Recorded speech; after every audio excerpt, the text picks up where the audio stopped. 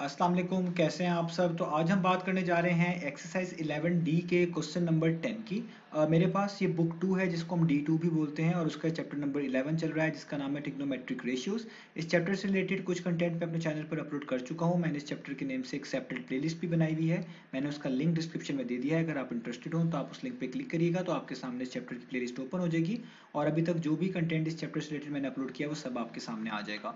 इसके अलावा मैंने एक फेसबुक पेज भी बनाया हुआ है, आप वो भी विजिट करिएगा। और अगर आपके कोई क्वेश्चंस हो या वीडियो कंटेंट के हवाले से कोई आपकी सजेशंस हो तो इस फेसबुक पेज जिसका मैंने लिंक डिस्क्रिप्शन में दे दिया है वो उसके जरिए आप मुझ तक अपनी सजेशंस भी और अपने क्वेश्चंस भी पहुंचा सकते हैं। तो आइए अब स्टार्ट करते हैं क्वेश्चन नंबर 10 को। तो क्वेश्चन नंबर 10 की स्टेटमेंट यहाँ पे लिखी हुई है, हम इसको यहीं से रीड करेंगे और फिर सॉल्व करेंगे। लिखा हुआ है, a pendulum of length 45 centimetre swings backwards and forward from x to z passing through y the middle point of oscillation. तो बेसिकली ये पेंडुलम एक डिवाइस है, एक इंस्ट्रूमेंट है आप कह लें, जो कि बेसिकली लैब्स में मिलता है और फिजिक्स के अंदर हम इसके बारे में बहुत कुछ पढ़ते हैं। उम्मीद है आपने पढ़ा भी होगा। अगर आप इसको लैब्स में देखें तो बेसिकली एक फर्म स्पोर्ट होती है। ज़रूरी नहीं है ये फर्म स्पोर्ट अवेलेबल हो जो मैं यहाँ पे बना रहा हूँ, ना यहाँ पे बनी हुई है, जस्ट आपको समझाने के लिए। लेकिन कुछ पेंडुलम ऐसे होते हैं कि उनके ऊपर यहाँ पे कुछ फर्म स्पोर्ट या कुछ आप कह लें मटेरियल लगा होता है जो जो आपको इसको ग्रिप करने में आसानी देता है। और ये जो स्पोर्ट होती है इससे एक थ्रेड अटैच किया होता है, एक बिल्कुल ठीक है। और वो थ्रेड के साथ एक मेटल बॉल अटैच होती है और इस मेटल बॉल को यहाँ पे बॉब कहा जा रहा है, यहाँ पे लिखा भी है वर्ड, तो हम भी इसको बॉब ही यहाँ पे पढ़ेंगे। और ये जो बॉब होता है इसको जब हम मूव करें, डिस्प्लेस करें अपनी मीन पोजीशन से, तो ये फॉरवर्ड और बैकवर्ड मूव करता है, जिसको हम इसकी ऑसिलेशन भी बोलते हैं। कि जब हम इसको एक बार डिस्प्लेस करके छोड़ देते हैं तो ये अपनी मीन पोजीशन से फॉरवर्ड और फॉरवर्ड से वापस बैकवर्ड, यानी ये पूरा एक तरह का पाथ फॉलो करता है, ये इसकी ऑसिलेशन कहलाती है। तो क्वेश्चन के अंदर भी ऐसे बताया जा रहा है कि जो पेंडुलम है बेसिकली 45 सेंटीमीटर की लेंथ है टोटल इसकी, और ये एक्स पोजीशन से फॉरवर्ड मूव करता है, पहले वाई पे आता है और वाई से आगे जी पे जाता है। तो हम इसकी सारी पोजीशंस यहाँ पे पहले ड्रॉ कर लेते हैं। लेट्स से ये आपने कंसीडर कर लेनी है, इसको थोड़ा सा आप इमेजिन भी करेंगे किस तरह का ये केस है। तो यहाँ पे लेट्स से ये बॉब होगा, कभी ये इसकी एक्स पोजीशन होगी, यहाँ से इसने फॉरवर्ड मूव करना शुरू करना है और ये आएगा वाई पोजीशन पे। और वाई पोजीशन से ये फिर थोड़ी सी हाइट इंक्रीज होगी, इसकी कोई ना कोई हाइट में तब्दीली आएगी और ये इस तरह मूव करके थोड़ा सा ऊंचा जाएगा। और ये जब जाएगा जिस पोजीशन पे, वो इसकी एक नई पोजीशन होगी जिसका नाम उन्होंने जी पोजीशन कहा हुआ है। और वाई इसकी मिडिल पॉइंट है, वाई इसकी एक कह लें मीन पोजीशन है। तो ये सारा कुछ क्वेश्चन में यहाँ पे बता दिया गया है, ठीक है। आगे लिखा हुआ है the angle between the pendulum at X and at Z is 30 degree. तो जो टोटल एंगल है हमारे पास, यानी यहाँ x से लेकर z तक वो बताया गया है, वो है 30 डिग्री। ये वो एंगल है जो x से लेकर z तक है, इसमें y से z या y से x का एंगल नहीं, बल्कि टोटल एंगल मुराद है x से z तक, जिसमें x से y और y से z का एंगल भी शामिल हो जाता है। तो कहा जा रहा है find the height in which the pendulum Bob rises above y। वो कह रहे हैं वो हाइट निकालें कि जब ये पेंडुलम बॉब y से z पे पहुंचा है तो जो उसकी हाइट में चेंज आया है, जितना ऊंचा ये गया, जितना ऊपर ये जा चुका है इस y पोजीशन से, वो हाइट कितनी होगी। तो हमें उसको समझना पड़ेगा कि वो हाइट असल में कौन सी है जिसके बारे में क्वेश्चन के अंदर पूछा जा रहा है। तो उसको मैं यहाँ पे डिफरेंट कलर से बनाता हूँ, उसकी कोशिश करता हूँ ताकि आप लोगों को समझ आए।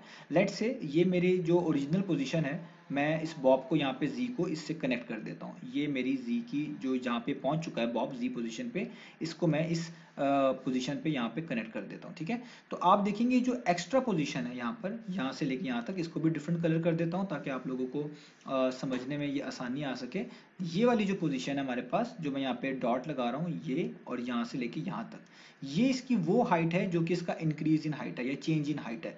क्योंकि बॉब जब यहाँ पे जी तक गया है तो मैंने उसको जब इस ओरिजिनल लाइन से कनेक्ट किया तो वो यहाँ पे आके कनेक्ट होता है। तो इसका मतलब है जो ये एक्स्ट्रा लेंथ है यही इसकी वो हाइट है जितना ऊपर ये जा चुका है। और आप देखें अगर मैं यहाँ से जी को के नीचे एक इस तरह की वर्टिकल लाइन बनाऊं तो वो भी इसी से मैच करती है। यानी बेसिकली ये वाली जो लेंथ है, ये वाली जिसको मैं शेड कर रहा हूँ, ये वो हाइट है जिससे जो कि इसकी वाई पोजीशन से जी पोजीशन के दरमियान का फासला है, गैप है, इतना ऊंचा ये वाई से जा चुका है, वो मैंने यहाँ पे ड्रॉ करके दिखा दिया। तो ये हमने फाइंड आउट करके दिखानी है।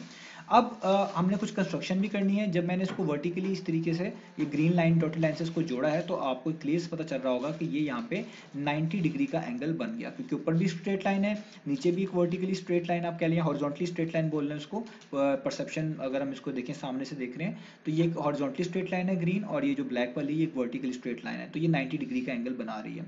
और ये जो इसकी लेंथ है वो क्वेश्चन के अंदर ही बताई हुई है यहाँ पर कि वो 45 सेंटीमीटर है, ठीक है, जो इसकी ओरिजिनल लेंथ बनती है इस पूरी पेंडुलम की, ठीक है, इसके बॉब तक की।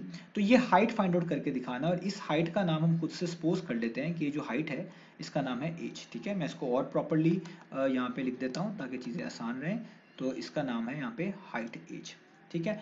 अब ये जो एंगल है हमें, क्योंकि जस्ट इस ट्राइंगल की बात करनी है जो कि राइट एंगल ट्राइंगल बन गया जिसको मैं शेड कर रहा हूँ, तो हमें सिर्फ एंगल भी उतना ही चाहिए होगा जो y से z के दरमियान बन रहा है। हमें टोटल एंगल की जरूरत नहीं पड़ेगी, क्योंकि y इसकी मिडिल पोजीशन है। अगर टोटल एंगल 30 है तो ये मिडिल पोजीशन से आगे एंगल स्टार्ट हो रहा है, तो इसका मतलब है इसका हाफ कर देंगे तो वो एंगल जस्ट वो वाला बनेगा जो y से z के दरमियान होगा।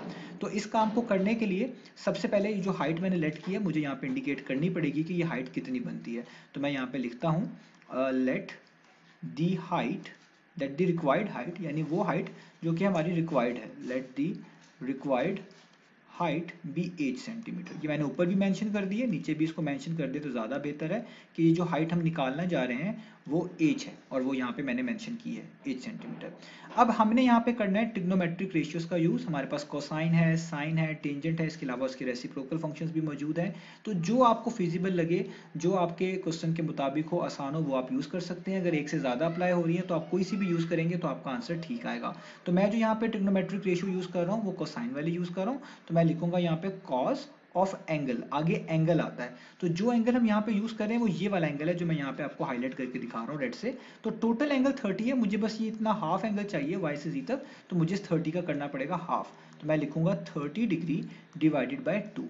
आगे कॉस का फॉर्मूला आपको आना चाहिए, कॉस की रेशियो के बारे में आपको पता चलना चाहिए, मतलब पता होना चाहिए। तो कोसाइन इक्वल होता है एडजेसेंट ओवर हाइपोटेन्यूज, यानी एडजेसेंट वाली साइड की लेंथ को अगर हम डिवाइड कर दें हाइपोटेन्यूज वाली साइड की लेंथ के, तो ये बेसिकली कोसाइन होता है। इसको हम एडजेसेंट को कभी कभार बेस भी बोलते हैं, ये भी याद रखिएगा, इसका मीनिंग भी सेम ही होता है। और हाइपोटेन्यूज को तो हम हाइपोटेन्यूज ही बोलते हैं, ठीक है। तो ये हमारे पास यहाँ तक तो हो गया।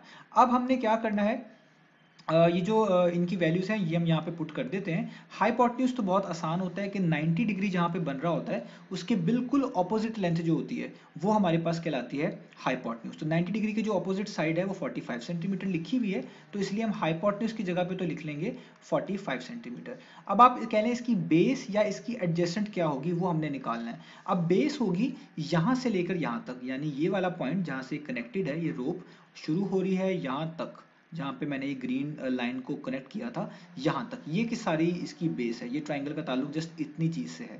तो ये हमने निकालनी है कि ये बेस कितनी होगी। अब हमें पता है कि ये टोटल लेंथ जो है, यानी अगर हम इसको देखें, यहाँ पे मैं कलर चेंज कर रहा हूँ क्योंकि कंफ्यूजन ना हो किसी भी किस्म की। तो यहाँ पे जो ये हमारी टोटल लेंथ है, वेट मैं यहाँ पे शायद कलर भी चेंज नहीं कर पाया हूँ, वेट, ठीक है चलें इसको इसी से कर लेते हैं। तो देखिए यहाँ पे जो टोटल लेंथ है यहाँ से लेकर यहाँ तक, यहाँ तक y तक, ये है टोटल 45 जो कि गिवन भी है, ये पेंडुलम की लेंथ है। और हम जिसकी बात कर रहे हैं जिसको हम बेस या एडजेसेंट बोलते हैं वो है जस्ट यहाँ से लेकर यहाँ तक। तो अगर मैं इस टोटल लेंथ में से, यानी टोटल लेंथ कितनी है 45, टोटल लेंथ है 45, उसमें से वो लेंथ माइनस कर दूं, यानी जो हमें रिक्वायर्ड है ये वाली में लेंथ रिक्वायर्ड है, इसका नाम मैंने एच रखा हुआ है, तो मेरे पास आ जाएगा 45 माइनस एच। और ये किसके इक्वल होगी, ये इसकी बेस ही कहलाएगी, जिसको हम एडजेसेंट भी बोलते हैं यहाँ से लेकर यहाँ तक। तो ये इसकी बेस होगी, या आप इसको कभी कभार एडजेसेंट भी बोलते हैं। तो ये इसकी बेस की जगह पे लिखी जा सकती है। अब हमने यहाँ पे फाइंड ही हाइट करनी है, तो इसलिए यहाँ पे एच का यूज आ चुका है, तो अभी हम इसको सॉल्व करके एच भी निकाल लेंगे। ये आपको पता होना चाहिए 90 डिग्री के सामने वाली हाइपोटेन्यूज होती है साइड, एंगल के ऑपोजिट साइड यानी जो ग्रीन डॉटेड लेंथ है ये बेसिकली कहलाती है ऑपोजिट, इसको कभी कभार परपेंडिकुलर भी बोलते हैं, मैं दोनों यहाँ पे मेंशन कर रहा हूँ। और इसके अलावा जो बचती है उसको हम बेस या एडजेसेंट बोलते हैं। तो अभी हम यहाँ पे जो बेस लिख रहे हैं वो 45 माइनस एच मैंने क्यों लिखी है आपको बता दिया, क्योंकि ओरिजिनल लेंथ जो है पेंडुलम की इस स्टार्टिंग पॉइंट से लेकर y तक, यानी इस बॉल तक, तो इस बॉब तक वो बनती है 45, और उसमें इतनी लेंथ तो हाइट है जितनी मैंने भी यहाँ पे मेंशन करी है, ये तो हाइट है। तो अगर 45 में से ये एच निकाल दूंगा तो वही बचती है जिसको हम बेस बोल रहे हैं, जहां तक ये ग्रीन डॉटेड लाइन हमने कनेक्ट की हुई है। अब आगे इसको हम सॉल्व करते हैं, वो बहुत सिंपल है। तो आपको पता है 30 को 2 पे आप डिवाइड करेंगे तो आएगा cos 15 डिग्री। यहाँ पे ये सारे जो मैंने रेशियोज लिखी हुई दोनों इक्वल हैं, आप इन दोनों में से कोई भी यूज कर सकते हैं, उनकी आगे मैंने वैल्यूज मेंशन कर दी हैं, तो वही लिखेंगे। आगे वैल्यू लिखी हुई है 45 माइनस एच और नीचे लिखा हुआ है हमारे पास 45। अभी जो 45 यहाँ पे डिवाइड हो रहा है, ये वहाँ पे इक्वेशन के दूसरी तरफ जाके मल्टीप्लाई हो जाएगा। याद रखिएगा ये एंगल से मल्टीप्लाई नहीं होगा, बल्कि इस ऑपरेटर यानी कॉस के पीछे बेसिकली आप इसको लिखेंगे। तो यहाँ पे लिखेंगे 45 कॉस ऑफ 15 डिग्री, और यहाँ पे जस्ट आपके पास बचेगा 45 माइनस एज। अब अगले स्टेप में जो 45 यहाँ पे रह गया हाइट के साथ, क्योंकि हमने हाइट निकालना है तो इसको आइसोलेट करना पड़ेगा, तो ये प्लस 45 को भी इक्वेशन के लेफ्ट साइड पे मूव कर देंगे, तो ये हो जाएगा 45 कॉस ऑफ 15 माइनस 45, और यहाँ पे जस्ट बचेगा नेगेटिव टाइम्स ऑफ एज। अब ये नेगेटिव टाइम्स ऑफ एज बचा है। अब ये वाला काम सारा कैलकुलेटर से है, इसके लिए हमें कैलकुलेटर की जरूरत पड़ेगी, उसके बगैर हम ये यहाँ पे नहीं कर सकते। तो मैं यहाँ पे कैलकुलेटर पे आपको लिख के दिखा देता हूँ आपने कैसे टाइप करना है। यहाँ पे पहले से भी टाइप हुआ हुआ है, दोबारा मैं आपको ये लिख के यहाँ पे दिखा देता हूँ। तो आप लिखेंगे सबसे पहले 45, आगे आप एक कॉस वाला बटन है ये प्रेस करेंगे, 15 लिखेंगे, ब्रैकेट क्लोज करेंगे, माइनस का साइन डालेंगे और 15 लिखेंगे और इक्वल टू का बटन प्रेस कर देंगे। तो आप देखें हमारे पास यहाँ पे, सॉरी मैंने ये 15 लिख दिया है, यहाँ पे 45 है।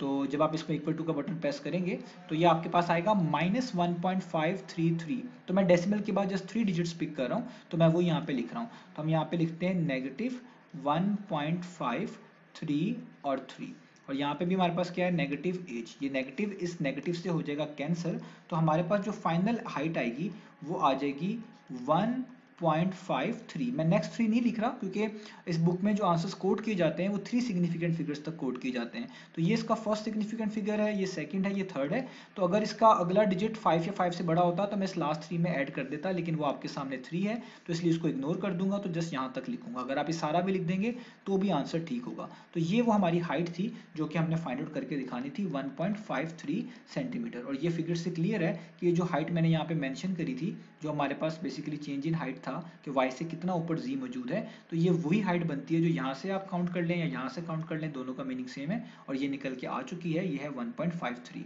तो ये था हमारे पास क्वेश्चन नंबर 10। इंशाल्लाह नेक्स्ट वीडियोस में मिलेंगे बाकी सॉल्यूशंस के साथ।